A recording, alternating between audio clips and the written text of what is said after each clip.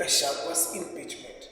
On the studio, I have a learned specialist and a professor in politics. He's a political analyst who is going to take us through the story behind Gachagua'S impeachment. Yeah, thank you very much for welcoming me to the Boys Arena Studios. Actually, I'm very pleased to be here to take you through what transpired and why Rigathi Gachagua is now the former president of this nation. Okay, first and foremost, my friend, I would like to know where did this thing start? Now, this is a wrong story because even yesterday you were under the deputy president speaking about where it all started. He said it started almost an year ago. Wow. This started an year ago, but actually his fight started, let's say, 3 weeks ago when the impeachment motion was first forwarded directly to the Senate. Then the court disarmed that and said that it should go through the parliament.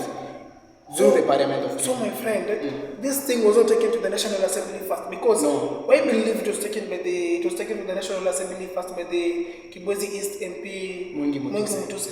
No, Mwengi Mutuse actually, from my perspective, is someone's puppet who was taken and chosen to represent the bigger number there. Because you cannot expect a person like Kimani Ichung'wah to forward that motion. But for me, from my perspective, these are people that greatly influenced. So they selected the person who was not known? Yeah, someone who is not known but smart. Okay. You know, there's an underdog that is smart. Now they choose an underdog that is smart. But the thing he was outsmarted by the Gachagua'S lawyer. Yeah, Ongoya actually outsmarted him. There you cannot bring in ignorance. So you see, this thing was first taken to the Senate, then it went to court. Then the court, so it was not a matter for, it was a bigger matter. Yeah. First to be taken to the National Assembly. Yeah, the National Assembly. And where they voted, and there were 281. Actually, they did not start there because they first corrected the signatures. Okay. And you can remember the corrected positive signatures were 291. Okay. Then they went for the motion hearing, which was, and I think only for 2 days.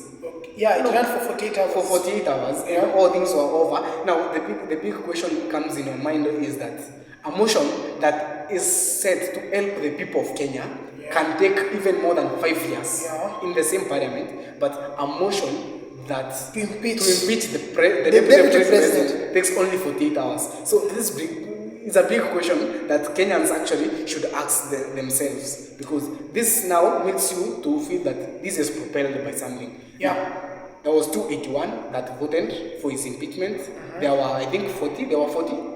There were 44 who voted no. And then there's, I think, one wise one. Yeah. The Embakasi East, member of parliament, Babu Wino, who abstained because he said, if then we are not called for serious matters, I cannot be there.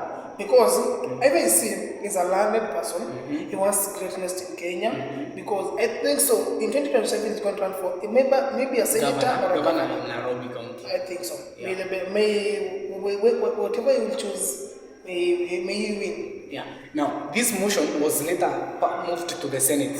Yeah. Because it never took any. Let's say like it was between 2 or 3 days, which was it was taken on Tuesday. Now I have this another big question that I think I must pass it to you about the public participation. Okay. Are you sure that the public participation was done in the right way possible? Because 90% of Kenya, according to me, said no. Then why? To me, let's say like nowadays public participation is taken and maybe it's recorded. No wonder us, we are having the media. You know, when the media is presenting, people say like, yeah, they have already presented themselves. Because it's not brought in everyone. Let's say you cannot be brought in your house to sign this thing. Yeah. Because if we call it a public participation, anyone can do it, and they can be cooking. So actually that's what I mean, because you cannot ordain that this was done in the best way possible, because if it was done in the right way possible, 90% of Kenyans said if Gachagua is to go, then because there was this meme came kama conductor naanguka dereva kufa makanga.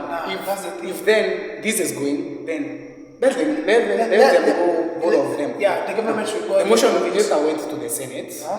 where the senators, you can not just imagine the one with the case, the deputy president, is not there. Yeah, Yet but the motion is continuing. Is that even naturally realistic? You are not given a chance to convince us otherwise. And the deputy president was not given a chance to convince the senators otherwise, but the motion was already moved. Now, if I could recall, we had it was 6 out of 11. The 6 we said it had they said it had evidence that he had a misconduct with the officers, all of those. Then the around 5 were not in. Let's say they had no should not be discussed in this house. So if I could recall whatever was being taken in the Senate, first and foremost, let's say like Gachagua'S being represented by the lawyers, but that is not something that could be. But it was supposed to be him on that panel, to sit and to see whatever is facing, because he was the one actually who was to convince the senators, not the lawyers, and so he was not cross-examined by the lawyer, the Senate. So, from me, it was not natural law, and it's not something good, because if I have to do anything against you, you should be there to observe that now this is done. So, and I don't know if there is any timeline that this motion can last. If this motion could have waited, I think it could just have waited for the deputy president to go out of the hospital and come back. But if you are saying about that, I think so. The lawyers went to court to stop the Senate from proceeding. The Senate proceeding about the impeachment, of which the court declined it. Yeah, because it's so. I think so. Because I'm saying this thing is a government thing. Because this thing is controlled and has an upper hand from the national government, so you cannot say anything against it, because even at the pace that it is running, you can wonder. Because within a night, the deputy president is impeached. And even nominated. Actually, let's talk about that. Let me tell you something about that nomination. Because for someone to be nominated by the president, you must have resigned your job in the previous 3 months. Yeah. The one who he appointed has not resigned. For you to be appointed as a deputy president, you must be a party leader. Okay. Kindiki has no party. Okay. Do you see? So for me, this is they planned against this him. This is a rush. Yeah, they planned against Gachagua, but God was with him. So these people got confused. Then, but do you think will he retain his seat, or he has already been taken out? Because Gachagua is not going. For me, because we have the court requested on 20 this Thursday. We have here, he's going to be in court. We're going to see about the matters about the court. Actually, today being on 21st, the deputy president and his lawyers have written a letter to the court asking that the whole process to be reviewed, because there were some things that didn't go clearly. And this big question now comes here. As the judiciary of Kenya now got another mind, because if you noticed yesterday, the Chief Justice was not nowhere to be seen in Kwale celebrating Mashujaa Day. Now, has the court now been ready that we are not going to be used to control this state? That's a matter we leave to the citizens. The citizens? Yeah, to see if the executive, the judiciary, and actually, for me, the executive is now being controlled by the national government. And Ruto made sure that he has the numbers, so he is controlling the executive the way he wants. He is the legislature, so he does whatever he wants. Now, I think the only hope left for Kenyans right now is the judiciary. So I believe I have hope in the judiciary that they are going to save Kenya, because as for me, Kenya is not in good hands at all. So, I also said about Gachagua.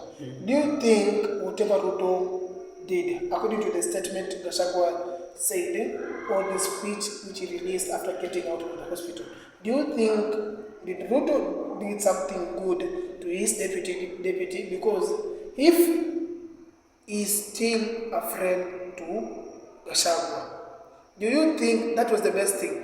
by releasing he released the workers from here. Yeah, he released the workers, he disarmed the security officers, he withdrew the private drivers, and there are allegations that he even stopped Wilson Airport from giving him a chopper. Wow. On another issues outside the poisoning. There are things like poisoning, which we cannot confirm because there is no confirmation. Yeah, but it's just the statements from the deputy president. So we just give time because, as I always say, that time is the best judge, and you'll never unrule time. These matters within the next 2 months will be over, and we will know the next move. But let me tell you, as I end, is that for me, Deputy President Gachagua has done nothing wrong. What he is being haunted for is just being a truthful man. Yeah. If you become, and that's what nature does. If you become truthful, people will stand against you because you are not reading them to stealing what they want to steal. Yeah. Now, because Gachagua actually for me is truthful and he's done his best. Now, okay, that's it, I think so, about the story of Gachagua. And there's still more about Gachagua, which you may Google into our websites at Boys Arena. You can find us out on TikTok. We're going to talk more about it.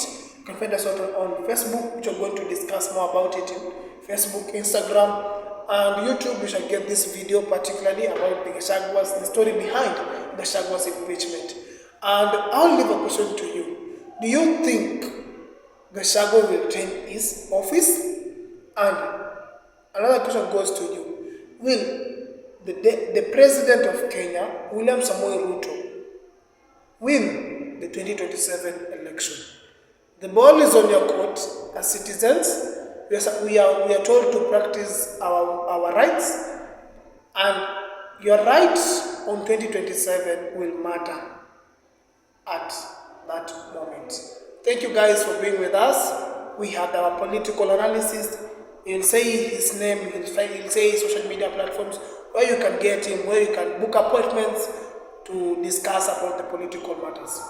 Yeah, my name has been Professor Leon Mwenda. I am your political analyst. I give you all the weekly analysts in every political activity that occurs in this nation. To get more insights about political analysts, you can just log in the Boys Arena Studios and share your views, and we will be back and give you the more detailed information from our sources. Thank you. Okay, I've got a tweet, and people are saying they want let's say a media platform, like where they can get you. Let's say Instagram, Twitter. Yeah, you can get me everywhere at Prof Leon. Yeah, everywhere. I think, guys, you've got whatever he has said, and I believe you'll go in his DM and book an appointment because he's a learned, and I believe he's a learned because he has gone to outside Kenya to study about politics. So tune in, guys, next time into our media platform at Boys Arena, and it's a goodbye.